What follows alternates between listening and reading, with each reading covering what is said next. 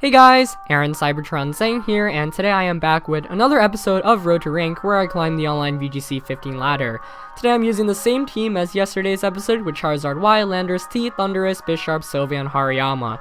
As always, if you enjoy the series and want to see another episode tomorrow, please show your support by liking the video. It really means a lot, and let's aim for 500 likes. I also uploaded an analysis on Bisharp earlier today, so if you have not watched that, definitely check it out. But first opponent of the day is going to be a 1684 rated player from Japan. Opponent's going to have a team of Politoed, Kingdra, Metagross, Amoonguss, Togekiss, and Aegislash. So obviously rain option with Togekiss as support, presumably for Tailwind, Amoonguss for Spore, Togekiss also probably has Follow Me. So Bisharp looks fantastic against my opponent's team, first of all. And I've got Charizard to stop the rain too, and he actually really can't take heat waves either. So I'm going to lead with Bisharp and Thundurus, I think. And have Charizard and Sylveon in the back.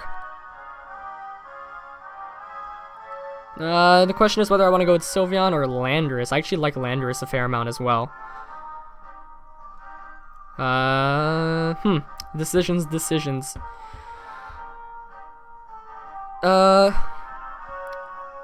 I think Landorus, the thing is Landorus can still get one hit KO'd if that is, presumably that's Mega Metagross with Ice Punch. This is Scarf Sylveon though, so if I can just paralyze Metagross I'm fine. And Sylveon just getting spread damage off as well is nice. You know, I'm gonna bring in Sylveon, it gives the Kingdra a tougher time.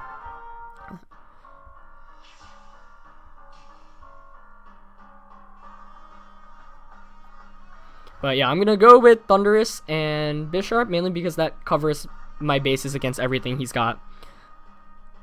So, I'm going to lead with those two as he goes with Aegislash, I think?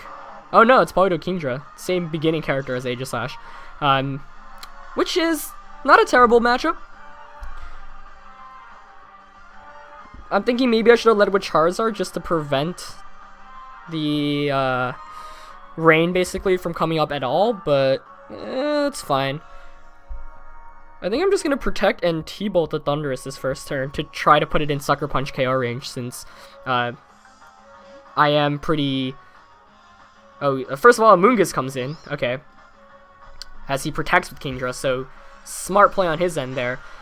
Yeah, but I wanted to do that to put him into KO range, since I can just Sucker Punch, but instead he makes an excellent play going into Amoonguss and conserving his rain for the remainder of, or at least giving him the same rain option. I'm just going to go for the knockoff onto the Kingdra and go for the taunt onto the Amoonguss. Even if he KOs Bisharp, then I can just bring in Sylveon and Hyper Voice, so even though it's rough losing Bisharp like this, it should be alright as long as Sylveon comes in for free. He does go for the Muddy Water. Let's see if it's enough to knock out Bisharp. Falling... Oh, nice! Hanging out with 5 HP, and it is Life Orbed as well. So Bisharp here does get a knockoff before it faints, and that's great because it does a lot of damage off to that Amoonguss. Actually getting rid of the eject button, so I'm pretty sure it's not going to activate, which is pretty interesting to see, as Thundurus heals back more from its leftovers. But it's good to know that Kingdra has the Life Orb rather than the Lumberry, which some like to run. But I do get a free switch into Sylveon now. Which of course now I can just Hyper Voice. Presumably he's going to switch out Amoonguss, so I'm going to Thunder Wave that slot because I get the feeling Metagross is coming in there. And if he stays in, then he's just going to take damage. But he is going to withdraw it. Let's see what comes in. That looks like Metagross to me. Yep, so I did call that correctly. And he goes for the Protect as well, so at least making some place to get back into this game, but I am in a pretty difficult position right now. And Paralysis there is nice, though. And Sylveon's going to Hyper Voice into nothing here. Or Hyper Voice, at least going to target the Metagross. That does a decent amount there, actually. But I'm still in a pretty disadvantageous position. If Politoed was gone, this would be a lot better, because I've, of course, got Charizard in the back. But the thing is, he can just freely switch in at any time. I don't think I have many very good options here. I'm just going to go for the Hyper Voice and T-Bolt the Metagross, I think. Yeah. And he's going to stay in with his Kingdra, so he's probably gonna lose the Kingdra here. If I can get a full para, that would be really nice.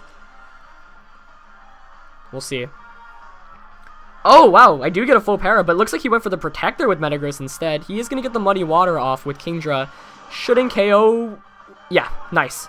Oh, but he decreases the accuracy of Sylveon. Hopefully it's going to be able to connect here as Thundurus gets the Thunderbolt off against the Metagross, and that did a lot. Wow. Oh, with the critical hit. Hyper Voice. Oh, misses the Metagross, but it hits the Kingdra. So that knocks it out. Okay. Gave me a scare there, but I hit what I needed to hit. As Leftover heals me back a bit more. That was definitely a lucky full para there. I thought he might have gone for an attack, but instead he just went for a Protect. But that's going to put it in KO range as Amoonguss comes back out. So now I can just go for a Hyper Voice and another Taunt onto the Amoonguss. He's not going to Rage Powder. So I'm guessing we're going to see a Giga Drain come out. Oh, he has a Bullet Punch on Metagross. Nice. But Sylveon hangs on with 5 HP. Hyper Voice misses the Amoonguss, but it knocks out the Metagross with a critical hit, actually. Not sure if I could have KO'd there without it, but he's going to go for the Sludge Bomb, interestingly enough, onto Thundurus. So Sludge Bomb Amoonguss coming and making it appears, also KOing me with the critical hit. And of course, I am a very specially built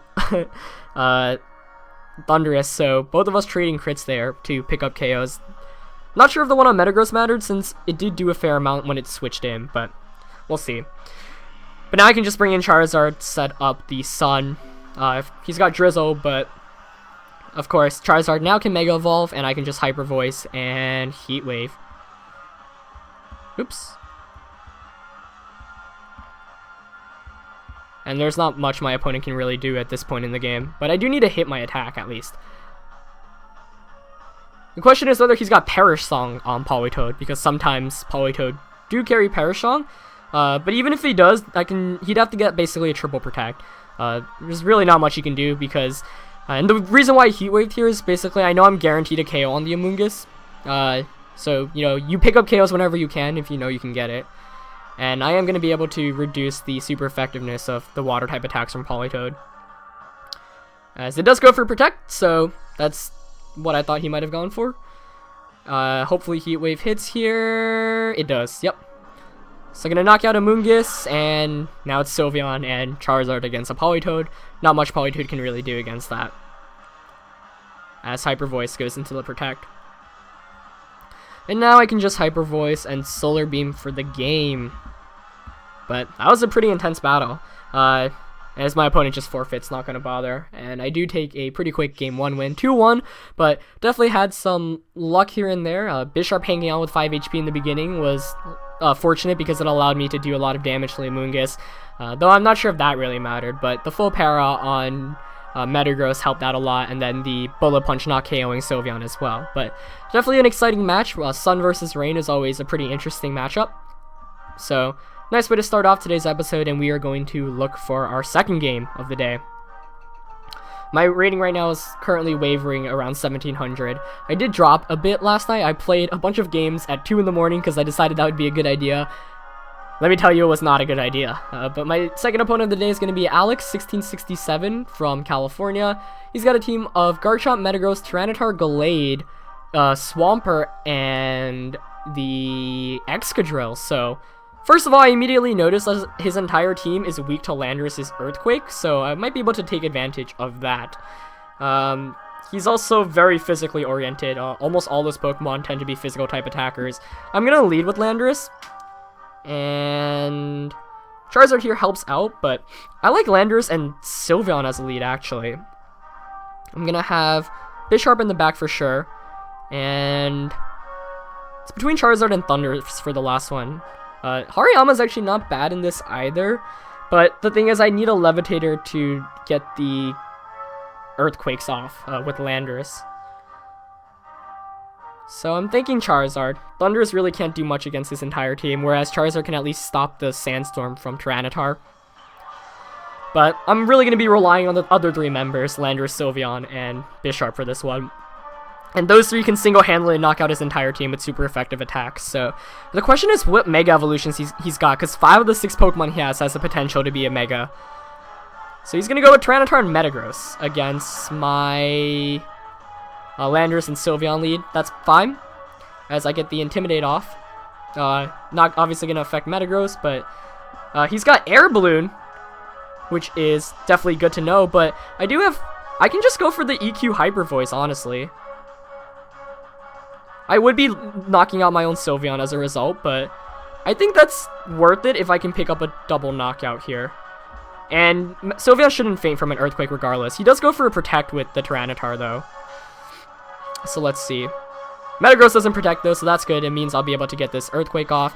And of course, my Sylveon is Choice Scarf, so that's going to remove the Air Balloon from that Metagross, and Landorus is going to get the Earthquake off.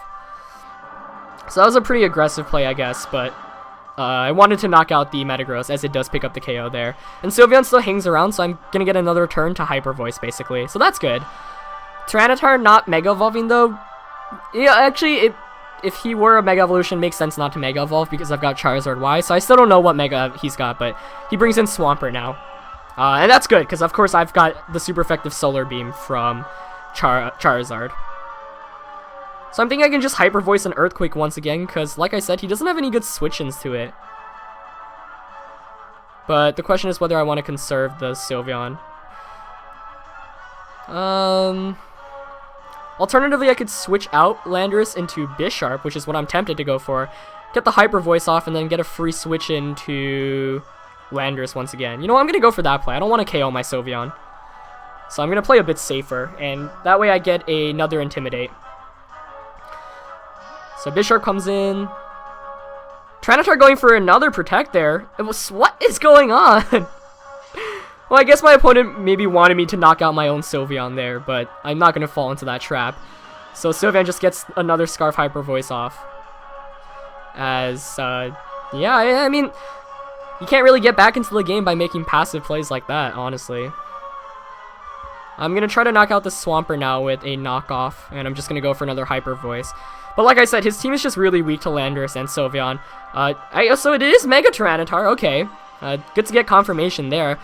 That's probably the scariest, not the scariest, the least scary Mega I have to deal with. Metagross and Golay definitely scared me more in Team Preview. Goes for another Protect there with the Tyranitar. This one makes sense because he's probably going for Earthquake now with the Swampert. But let's see if I can knock it out here with a knockoff. That Hyper Voice did do a lot. Knockoff picks up the KO with a crit, but if it has an item, which obviously it does, I think I was fine. Yeah, he is leftover, so I think I would have been fine because I was Life Orb, and we saw how much Hyper Voice did, so probably not very much HP investment on that Swampert.